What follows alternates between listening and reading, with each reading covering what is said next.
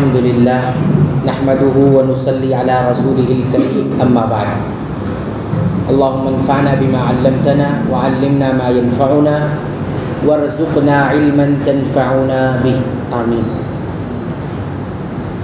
عروہ بن زبیر رحمہ اللہ بیان کرتے ہیں کہ عائشہ رضی اللہ تعالی عنہ نے انہیں بتایا کہ اللہ کے رسول صلی اللہ علیہ وسلم نماز میں یہ دعا کیا کرتے تھے، جس کا ترجمہ ہے: اے اللہ، میں تیری پناہ مانگتا ہوں قبر کے عذاب سے، مسیح دجال کے فتنے سے اور زندگی اور موت کے فتنے سے۔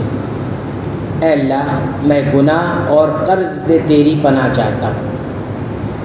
تو 4 چیزوں کا تذکرہ پچھلے درس میں آیا تھا اور 2 چیزوں کا تذکرہ رہ گیا تھا جو دعا کے اندر موجود تھا، وہ دوسری روایت کے اندر موجود تھا۔ نبی کریم صلی اللہ علیہ وسلم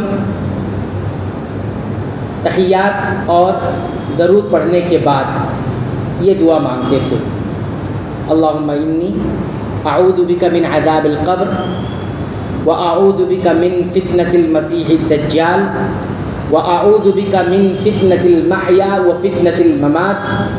اور اس کے بعد چوتھی چیز: اللہم انی اعوذ بک من المأثم والمغرم، گناہ سے اور مغرم سے۔ مأثم گناہ کو کہتے ہیں اور مغرم قرض کو کہتے ہیں۔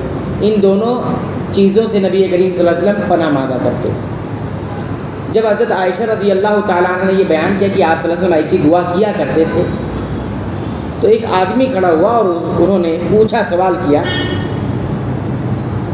نبی کریم صلی اللہ علیہ وسلم سے یا خود عائشہ رضی اللہ تعالیٰ عنہ سے کہ آپ صلی اللہ علیہ وسلم اکثر ہم دیکھتے ہیں کہ گناہ اور قرض، خاص طور پر قرض سے زیادہ پناہ مانگتے تھے۔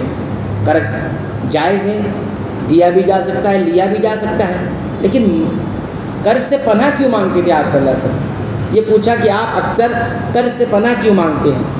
تو آپ صلی اللہ علیہ وسلم نے فرمایا، کیونکہ جب کوئی شخص قرض دار ہوتا ہے، قرض کسی کا لے لیتا ہے، تو وہ جب بھی بات کرتا ہے تو جھوٹ بولتا ہے، اس کی وجہ سے قرض سے کیا ہے، پناہ مانگتے تھے۔ اور دوسرا ایک گناہ اور وہ کرتا ہے قرض لینے کے بعد، وہ کیا ہے، وعدہ کرتا ہے تو خلاف ورزی کرتا ہے۔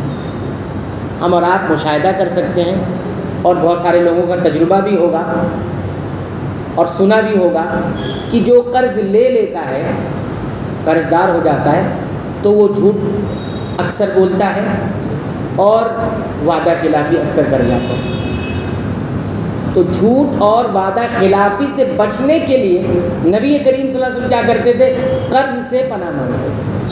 قرض سے کیا مانگتے تھے؟ پناہ مانگتے تھے۔ لہذا اس دعا کو بھی یاد کر لیں اچھی طرح سے اور اس کو بھی نماز میں مانگا کریں۔ یعنی آپ نے تحیات پڑھ لیا آخری تشہد میں، اور آپ نے درود شریف بھی پڑھ لی، اللہم صلی علی محمد، پورا مکمل درود۔ اب اس کے بعد آپ اللہم انی ظلمت نفسی ظلما کثیرا، اکثر و بیشتر لوگوں کو یاد ہوتی ہے، ٹھیک ہے، وہ پڑھ لیا، اچھی بات ہے، وہ بھی پڑھ سکتے ہیں۔ اور اس دعا کو بھی آپ شامل کر لیں: اللہم انی اعوذ بک من عذاب القبر واعوذ بک من فتنة المسیح الدجال واعوذ بک من فتنة المحیا وفتنة الممات، اللہم انی اعوذ بک من المأثم والمغرم۔ 4 باتیں ہیں اس کے، الگ الگ الفاظ ہیں روایتوں میں، جن کو جو الفاظ مل جائے روایت میں اس حساب سے اسے یاد کر سکتا ہے، آگے پیچھے سینٹنس ہے لیکن صحیح روایتوں کے اندر موجود ہے، یہ صحیح مسلم کی روایت ہے۔ بہرحال اور ایک چیز اور اس کے اندر ہے کہ اللہ کے نبی صلی اللہ علیہ وسلم مأثم سے بھی پناہ مانگتے تھے۔ مأثم کس کو کہتے ہیں؟ علماء نے اس کے 2 معنی کی بیان کیے۔ مأثم سے پناہ مانگتے تھے، مأثم کہتے ہیں گناہ کو، جتنے گناہ کے کام ہیں اے اللہ میں اس سے پناہ مانگتا ہوں، یعنی میں گناہ کروں اس سے بچا رہوں، گناہ نہ کروں۔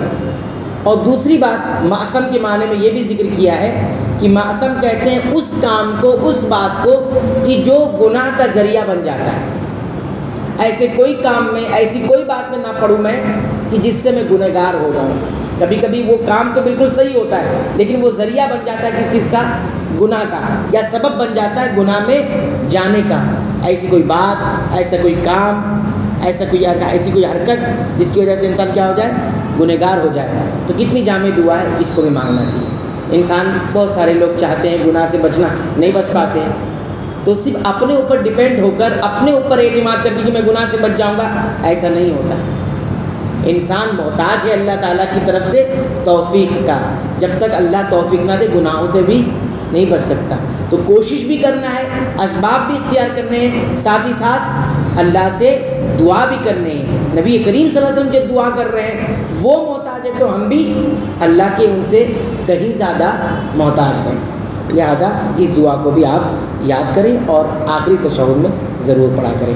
اللہ تعالیٰ سے دعا ہے رب العالمین تو ہمیں نبی کریم صلی اللہ علیہ وسلم کی سکھائی ہوئی دعا کو ماننے کی توفیق عطا فرما، اور سنتوں کے مطابق تمام عبادتوں کو ادا کرنے کی توفیق عطا فرما۔ اے اللہ تو ہمیں بخش دے، ہمارے والدین کو بخش دے، تمام مسلمانوں کو، مومنوں کو، اہل توحید کو بخش دے، آمین۔